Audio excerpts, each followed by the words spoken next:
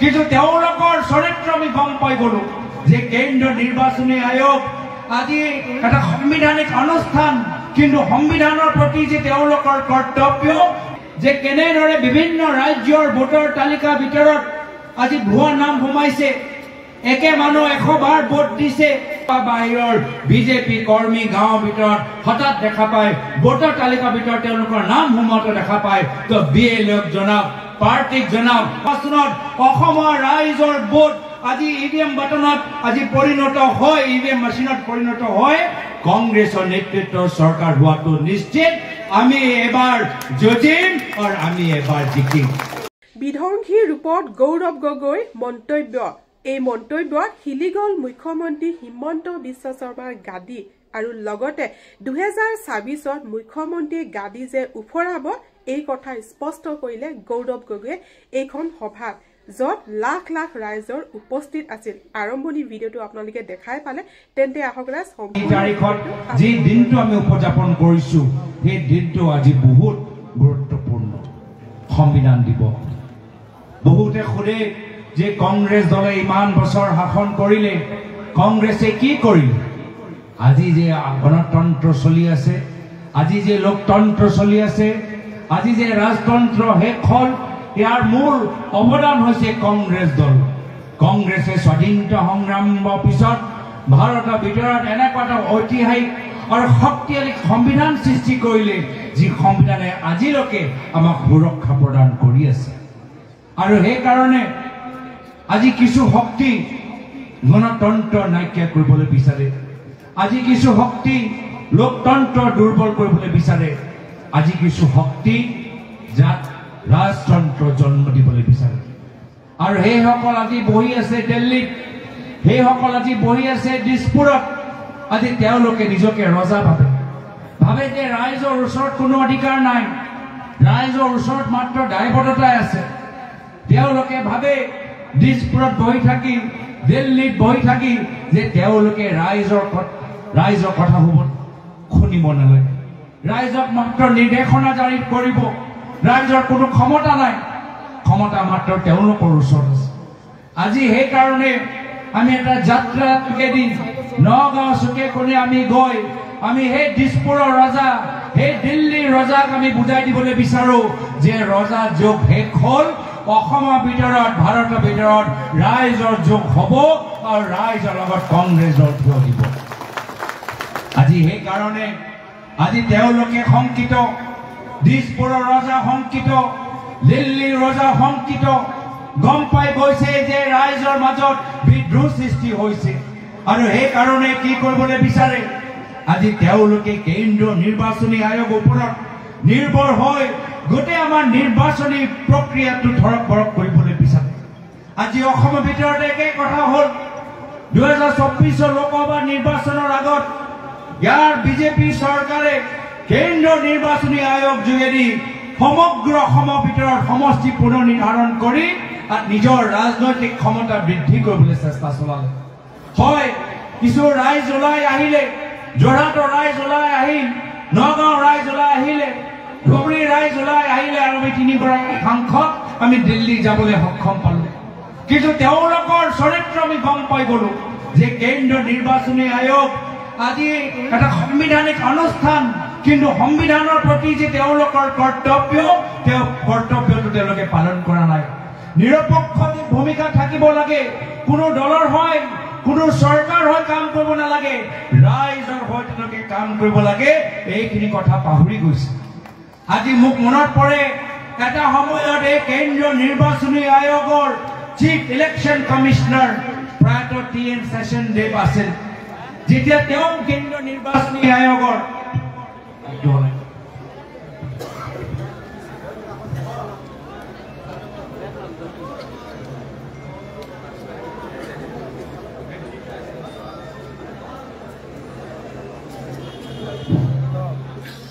মোক মনত পৰে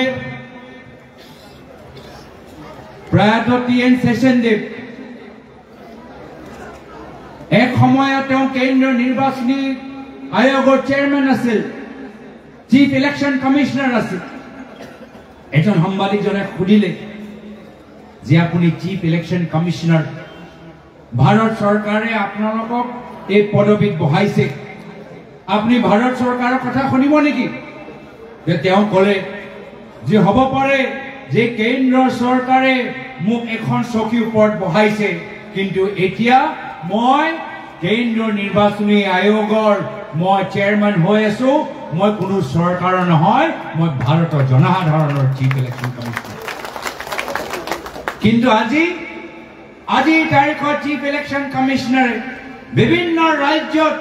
ৰাজ্য চৰকাৰ য'ত বিজেপি দল আছে যিদৰে তেওঁলোকে বিচাৰে যিদৰে তেওঁলোকৰ নিৰ্বাচনী আইন উলংঘ কৰিবলৈ বিচাৰে সকলো আজি তেওঁলোকক অনুমতি দিয়া গৈছে আজি বাৰম্বাৰ আমাৰ বিৰোধী দলৰ নেতা ৰাহুল গান্ধী ডাঙৰীয়া বাৰম্বাৰ প্ৰমাণ দিছে যে কেনেদৰে বিভিন্ন ৰাজ্যৰ ভোটৰ তালিকাৰ ভিতৰত আজি ভুৱা নাম সোমাইছে একে মানুহ 100 বাৰ ভোট দিছে তথাপিও আজি ৰাহুল গান্ধী ডাঙৰীয়া কথাৰ ওপৰত কোনো গুৰুত্বপূৰ্ণ পদক্ষেপ কেন্দ্ৰীয় নিৰ্বাচনী আয়োগে লোৱা নাই আজি তদন্ত চলাব লাগে আজি এখন কেন্দ্ৰীয় নিৰ্বাচনী আয়োগ আজি সফটৱেৰ যুগত ডিজিটেল ইণ্ডিয়া যুগত এনে সফটৱেৰ লগাব লাগে যাৰ ফলত যিমানবোৰ ভুৱা নাম আছে গোটেইবোৰ ভুৱা নাম এটা বাটন টিপিলে মোহাৰ দিব পাৰে কিন্তু এইখিনি কাম কৰা নাই কিয় কৰা নাই আজি টেকনলজি আছে আজি এআই যুগ আজি ষ্টাৰ্টআপ ইণ্ডিয়া কথা কোৱা স্মাৰ্ট সিটি কথা কোৱা তো এতিয়াও চৰকাৰী বিএলঅ ওপৰত কাগজে কলমৰে আজি এনে ধৰণৰ ভুৱা ভোটাৰ তালিকা ইলেকশ্যন কমিছনে কিয় ৰুদ্ধ কৰিব পৰা নাই এই প্ৰশ্নৰ উত্তৰ আজি দিব পৰা নাই যিহেতু এই বিজেপি দলৰ ওচৰত একমাত্ৰ এটাহে অস্ত্ৰ ভুৱা ভোটাৰ তালিকা আৰু সেই কাৰণে আজি শিৱমণি বৰা ডাঙৰীয়াই কৈছে যে অসম বিধানসভা নিৰ্বাচন আহি আছে আকৌ কেন্দ্ৰীয় নিৰ্বাচনী আয়োগৰ ওপৰত মুখ্যমন্ত্ৰী আজি নিৰ্ভৰ কৰিছে মই মুখ্যমন্ত্ৰীক সুধিবলৈ বিচাৰো যদি আপোনালোকে ইমানে জনপ্ৰিয় যদি আপোনালোকৰ ৰাজনীতিবোৰ ইমানে জনপ্ৰিয় আপোনালোকে যদি ৰাইজৰ ইমান কল্যাণ কৰিছে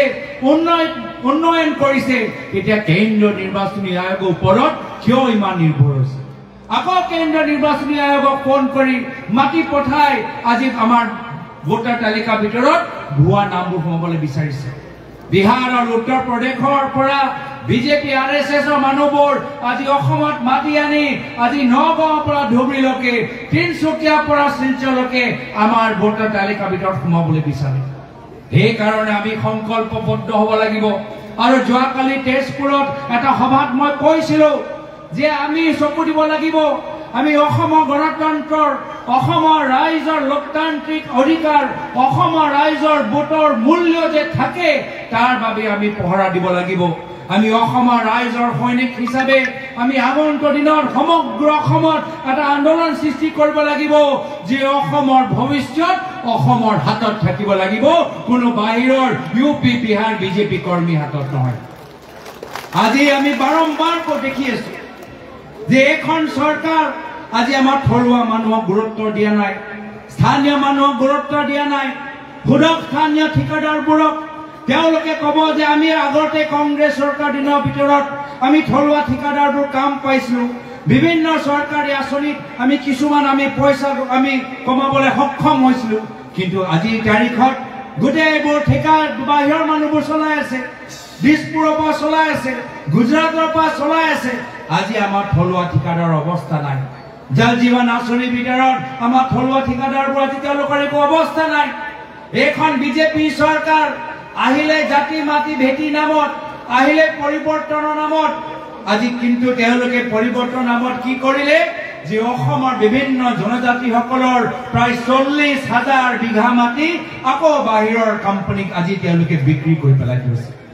এয়া হ'ল আজি আমাৰ অসমৰ আমাৰ থলুৱা মানুহৰ অৱস্থা ভূমি অধিকাৰ নাই নিবনুৱা ল'ৰা ছোৱালীৰ ওচৰত চাকৰি নাই আৰু আজি আমাৰ এটা ভোটৰ মূল্যটো আমি হেৰাবলৈ আৰম্ভ কৰিছো সেইকাৰণে আমি আগন্তুক দিনত অসমৰ ভৱিষ্যত অসমৰ হাতত এই আন্দোলন যোগেদি আমি ভোটে ভোটে সোমাব লাগিব সেইকাৰণে বিএলএ কমিটি সেইকাৰণে বুথ কমিটি আমি আৰম্ভ কৰিছো আৰু পৰৱৰ্তী সময়ত আমি বুথ কমিটিৰ পিছত পৃষ্ঠ তত্ত্বাৱধায়ক আমি সৃষ্টি কৰিব লাগিব পৃষ্ঠাৰে আমি চাব লাগিব, নিৰীক্ষণ কৰিব লাগিব, অধ্যয়ন কৰিব লাগিব যে কোনোৱে যে বাহিৰৰ বিজেপি কৰ্মী আমাৰ ভোটৰ তালিকাত যে সোমাব নোৱাৰে, তাৰ বাবে পৃষ্ঠা তত্ত্বাৱধায়ক আমি সৃষ্টি কৰিব লাগিব।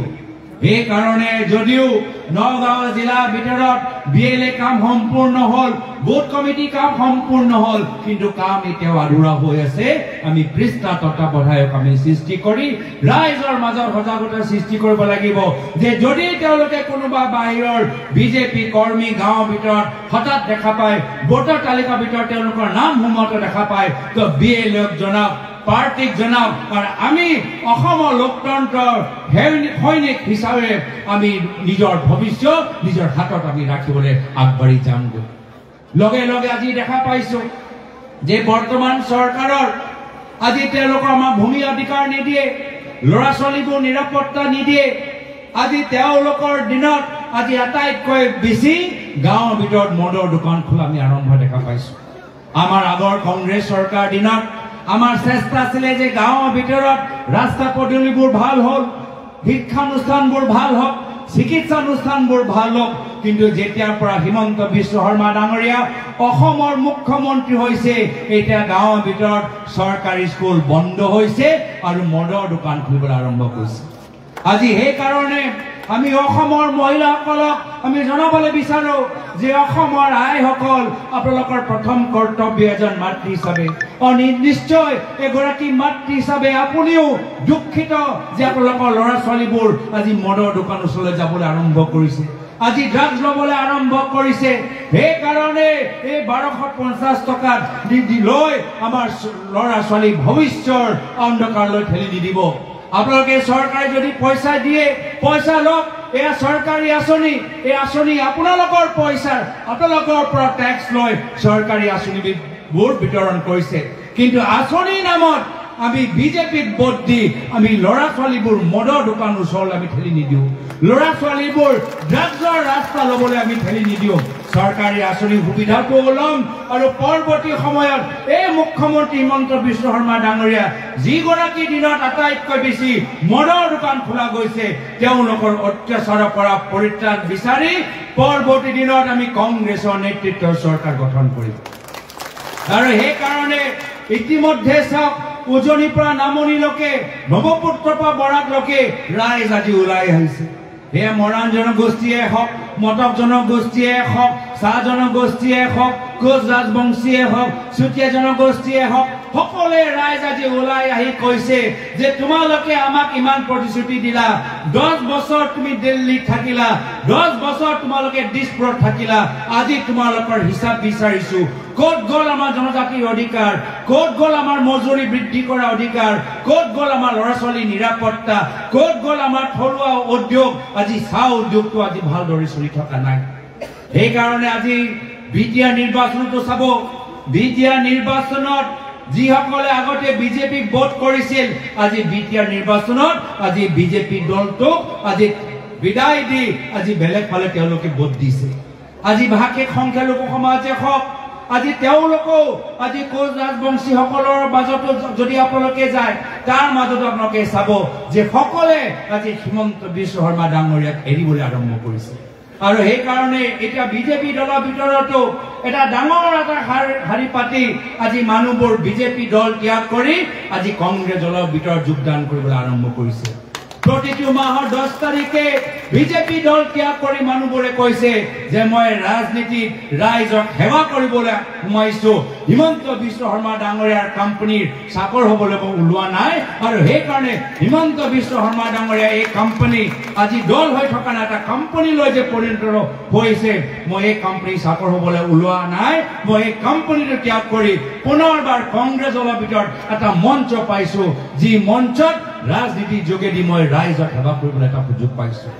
সেইকাৰণে আজি মুখ্যমন্ত্ৰী আজি হলটেকত পৰিছে।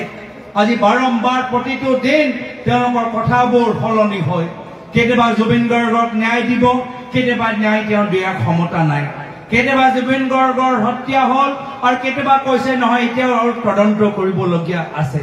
যদি গোটেইবোৰ কামখিনি সম্পূৰ্ণ হ'ল, তেতিয়া তেওঁ আজিলৈকে হত্যা কোনে কৰিলে সেই মানুহগৰাকীৰ নাম লোৱা নাই। তেওঁ কৈছে এগৰাকী ব্যক্তিয়ে জুবিন গাৰ্গৰ হত্যা কৰিলে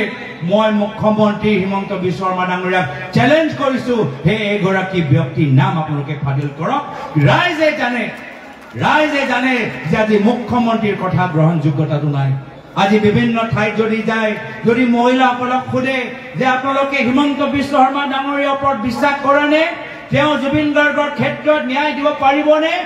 মহিলাসকলে ক'ব যে মুখ্যমন্ত্ৰীৰ ওপৰত আমাৰ বিশ্বাস নাই এই কাৰণে আজি এটা সিনেমা এটা আছিলে আজি পৰা 10 বছৰ 15 বছৰ আগতে এই সিনেমাত এটা লাইন আছিলে আব্বা ডাব্বা জব্বা আব্বা ডাব্বা জব্বা তাৰ মানে কি তাৰ মানে এইগৰাকী ব্যক্তি আবুল তাবুল কথা কৈ থাকে কোনো কথা নাই কোনো কাম নাই কথাৰ কোনো বজন নাই কথাৰ কোনো মূল্য নাই আমাৰো মুখ্যমন্ত্ৰী আবুল তাবুল কথা কৈ এটা আব্বা ডাব্বা মুখ্যমন্ত্ৰী হৈ গৈছে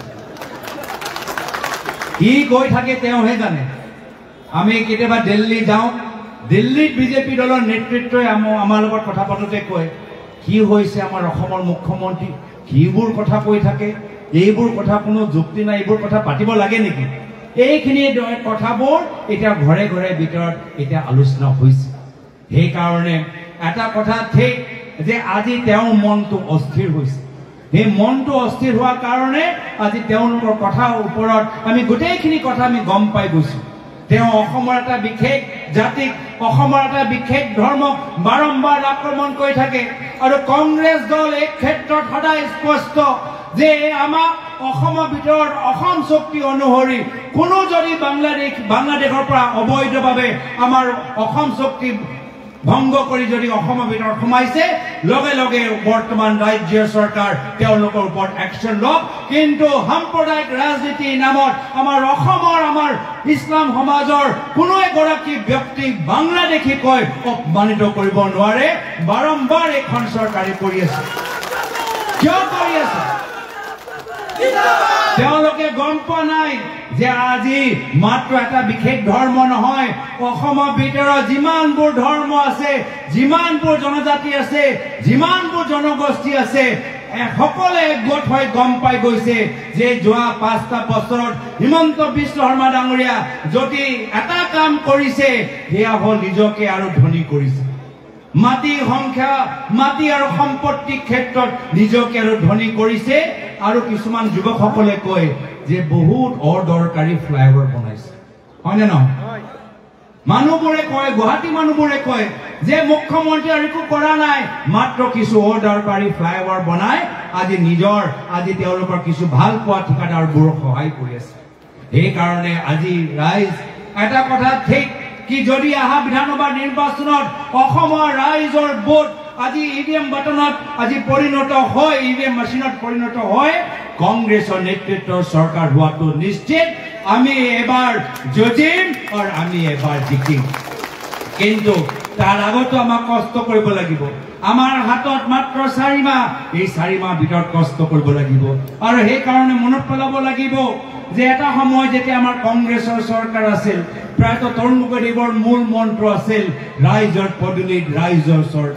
চৰকাৰ ৰাইজৰ ওচৰত যাব লাগিব আৰু সেই কাৰণে আমাৰ দিনত যেতিয়া আঁচনিবোৰ আছিলে প্ৰতিটো আঁচনি মানুহক চুই গৈছিল সেই মামনি আঁচনিয়ে হওক মাজনী আঁচনিয়ে হওক বিনামূলীয়া কম্পিউটাৰ দিয়া হওক বিনামূলীয়া লেপটপ দিয়া হওক বহুত আমাৰ মেধাৱী যুৱকসকল আজি ডাঙৰ ডাঙৰ কোম্পানী চাকৰি কৰি আছে তেওঁলোকে কয় যে মই মেট্ৰিক পৰীক্ষাত ফাৰ্ষ্ট ডিভিজন পাইছিলো মোক প্ৰায়তো তৰুণ গগৈদেৱে এটা কম্পিউটাৰ দিছিল যাৰ ফলত মই শিক্ষা ক্ষেত্ৰত আগবাঢ়ি গলো এই কাৰণে আজি হে একে মূল মন্ত্ৰ লৈ যদিও আমাৰ ওচৰত ক্ষমতা নাই আমাৰ চৰকাৰ নাই ৰাইজৰ পদূলিত ৰাইজৰ কংগ্ৰেছ এই মূল মন্ত্ৰ লৈ আমি কংগ্ৰেছ দল হিচাপে ৰাইজৰ মাজত যাব লাগিব আজি নগাঁৱৰ ভিতৰত নামঘৰে মন্দিৰে বিভিন্ন সামাজিক অনুষ্ঠানত আমি মানুহৰ ওচৰত গৈ তেওঁলোকক বুজাব লাগিব যে কিয় আগন্তুক দিনত আমাক এটা পৰিত্ৰাণ লাগে ৰাজনৈতিক পৰিত্ৰাণ লাগে বিভিন্ন সমাজ সেৱকসকলৰ লগত বিভিন্ন বুদ্ধিজীৱীসকলৰ লগত বিভিন্ন সাংবাদিকসকলৰ লগত আমি কথাবোৰ পাতিব লাগিব আজি তেওঁলোকে সাহস কিছুমানে সাহস কৰি চৰকাৰক প্ৰশ্ন সোধে কিন্তু প্ৰশ্ন সোধাৰ পিছত কিছুমানক জেললৈ পঠাই দিয়ে কিছুমান ওপৰত পুলিচৰ কেছ লগাই দিয়ে কিন্তু এইবোৰ সাহসী ব্যক্তিৰ লগত এইবোৰ সাহসী অসমীয়া নাগৰিকৰ লগত কংগ্ৰেছ দলটো থিয় দিব লাগিব আৰু সেই কাৰণে কংগ্ৰেছ দল ক'ব লাগিব যে আপোনালোকে যিদৰে হিমন্ত বিশ্ব শৰ্মা ডাঙৰীয়াৰ পৰা ভয় কৰা নাই আমিও কংগ্ৰেছ আমি ভয় নকৰো আহক আমি সকলোৱে মিলিজুলি অসমক আমি ভয়মুক্ত অসমলৈ আমি লৈ যাওঁগে এই কাৰণে আজি এই ভয়মুক্ত অসমৰ কথা পাতোতে মোক মনত পৰে প্ৰায়ত জুবিন গাৰ্গলৈ যি সদায় এগৰাকী স্পষ্টবাদী ব্যক্তি আছিল যি কাম ভাল লাগিছিল প্ৰশংসা কৰিছিল আৰু যি কাম তেওঁ অনুচিত বিচাৰিছিল যিকোনো দলৰ চৰকাৰ কিয় নহওক তেওঁ নিজৰ মনৰ কথা ক'বলৈ কেতিয়াও ভয় কৰা নাই আজি তেখেতৰ অবিহনে আমি তেওঁলোকৰ কথাবোৰ আমাক মনত পেলাব লাগিব আৰু সেই কাৰণে যোৱা 18 তাৰিখে আমি এটা সংগীত অনুষ্ঠান যোগেদি মই কঞ্চনজংঘা এটা শপত আমি সৃষ্টি কৰিছো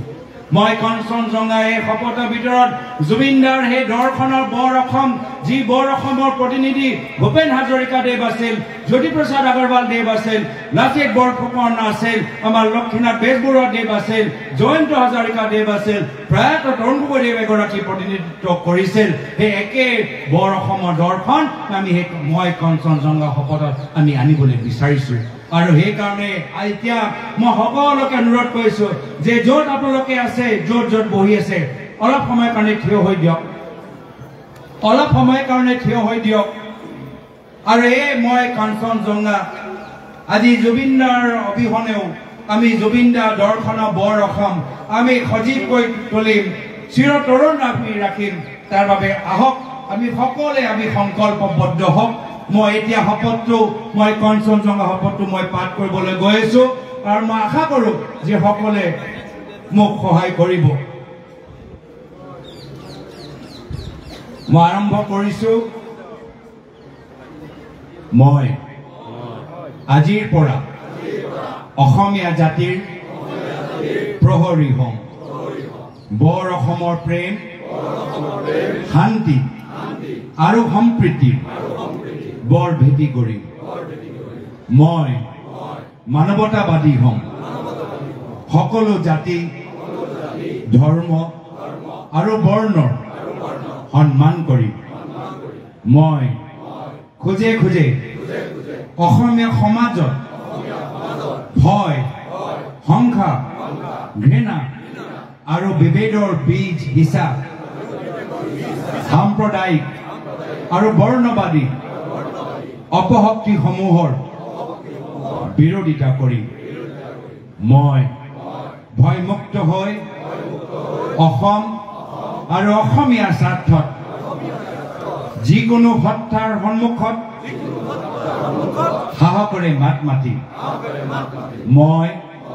অসমৰ গছ গছনি পাহাৰ পৰ্বত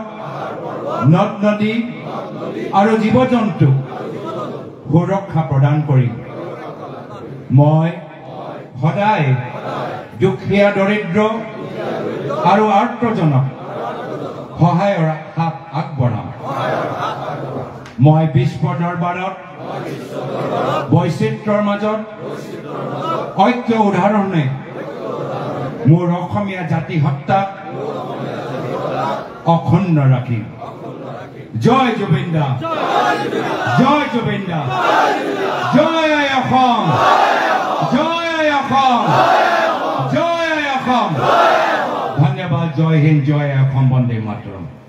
সৰাজ আজি ভিডিঅ'টো এইখিনি আছিল এইখিনিকে মই আপোনালোকৰ মাজলৈ আগবঢ়ালো ভিডিঅ'টো চাই যদি ভাল লাগিলে চেনেলটো সাবস্ক্ৰাইব কৰি ৰাখিব আগলৈ এনেকুৱা ধৰণৰ ভিডিঅ'সমূহ চাবৰ বাবে আজি এই ভিডিঅ'টো ইয়াত সামৰণি মাৰিছো আজিলৈ বাই বাই